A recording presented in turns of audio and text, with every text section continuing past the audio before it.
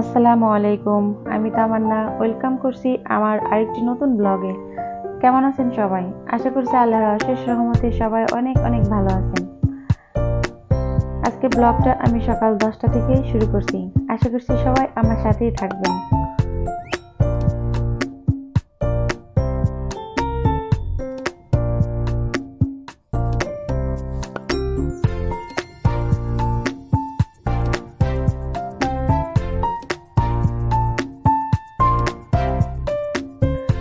গৃহিণীদের কোনো রেস্ট নেই, একটুখানি রেস্ট করতে গেলেই বেহাল দশা। তবুও ঘরের কর্তা বলবে বাসায় বসে কি কাজ করি? কিছুই করি না, শুধু ঘুমাই আর ঘুমাই।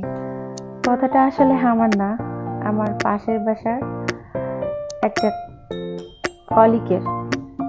তো সে আমার সাথে কথাগুলো অনেক শেয়ার করতেছিল। আসলে কথাগুলো সঠিক, আমার মনে হয় আমার জন্য সঠিক।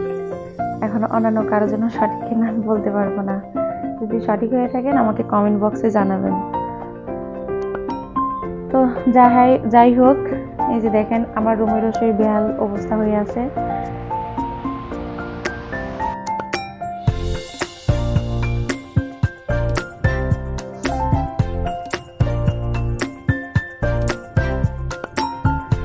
আজকে আমি বেশি কিছু রান্না করব না, মুরগির গোশ সাথে ডাল আর একটা সবজি করব।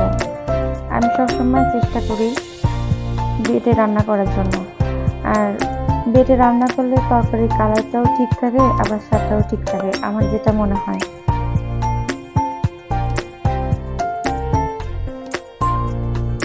তো এখানে আমি আমার সব মশলাগুলো বেটে নিচ্ছি। আগে কয়েকটা মশলা বেটে নেওয়া হয়েছে, এটা সামান্য শুধু মরিচ বেটে নিচ্ছি। যাই হোক, আমি যেহেতু ইউটিউব জগতে একদম সম্পূর্ণই নতুন, আশা করব আপনারা সবাই আমাকে সাপোর্ট করবেন। আর আমার ভিডিওটা যদি ভালো লেগে থাকে আমার ভিডিওতে একটা লাইক করবেন এবং কমেন্ট দেবেন।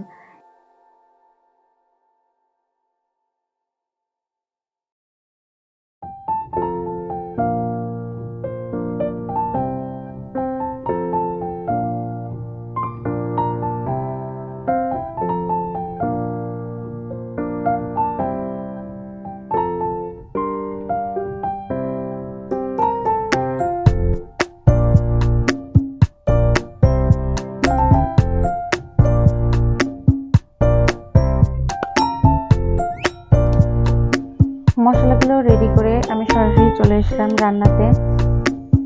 সবগুলো মশলা একটু একটু করে দিয়ে নিচ্ছি।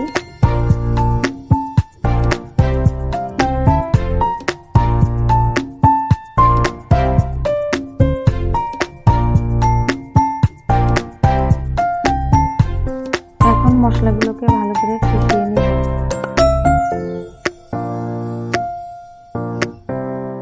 জানি যদিও সবাই অনেক সুন্দর করে রান্না করতে পারে, তারপরেও আমি একটু দেখাচ্ছি আর কি।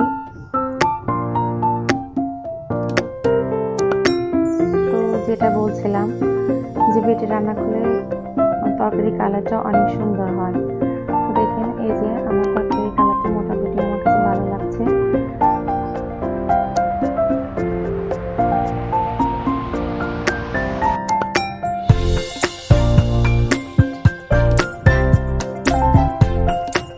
গোশটা দিয়ে একটু ভালো করে নেড়ে চেড়ে নিব এবং কিছুক্ষণ নেড়ে চেড়ে নেওয়ার পরে এটাতে পানি মিক্স করব।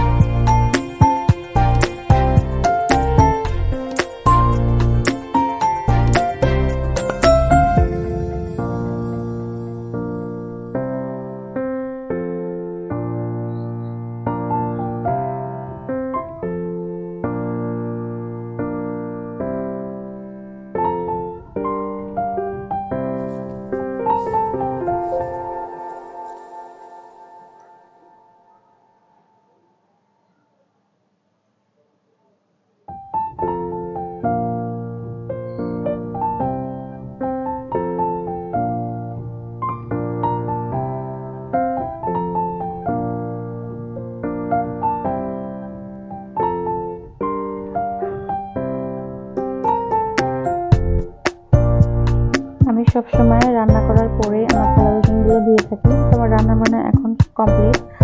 এখন আমি আমার থালা বাসনগুলো পরিষ্কার করে রান্নাঘরটা সুন্দর করে পরিষ্কার করে বের হয়ে যাব।